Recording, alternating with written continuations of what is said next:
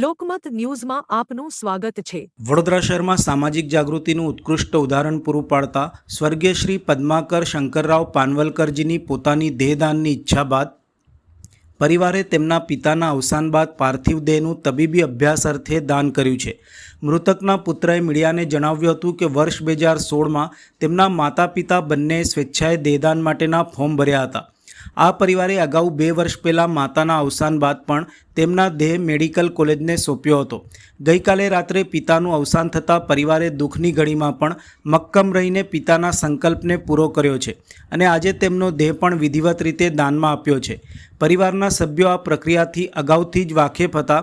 Medical કોલેજમાં ભણતા વિદ્યાર્થીઓને માનવ શરીરની સંરચના સમજવામાં અને સંશોધનમાં આ દેહ ઉપયોગી સાબિત થાય તેવા આશયથી આ પ્રેરણાદાયી નિર્ણય લેવામાં આવ્યો છે।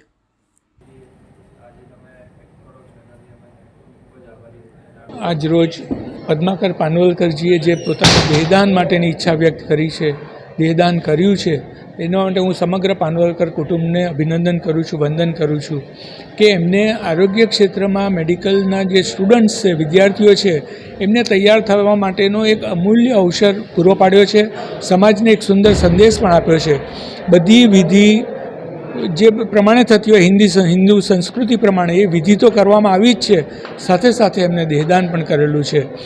દેહદાન કરવા માટે આવો આપણે સૌ આગળ આવીએ, હાથમાં હાથ મિલાવીએ અને ખૂબ સરળ પ્રક્રિયા કે મેડિકલ કોલેજના એનાટોમી વિભાગમાં ડૉક્ટર વિરેનભાઈનો અમે સંપર્ક કર્યો અને 15થી 20 મિનિટમાં એમને આખું આયોજન કર્યું અને અમે બોડી ડોનેટ કરી શક્યા। એટલે સમગ્ર પાનવલકર ફેમિલીનો આ સંદેશ ઘર ઘર સુધી જાય, વ્યક્તિ સુધી જાય એવી ઈચ્છા ધરાવું છું। જે પ્રમાણે સંઘમાંથી દિલીપ દાદાએ પણ અમને ઓર્ગન ડોનેશન માટેની પ્રેરણા આપી છે, એવું આ દેહદાનની પણ પ્રેરણા છે। આવો સૌ આપણે ખભે ખભો મિલાવીને, હાથમાં હાથ મિલાવીને આગળ વધીએ।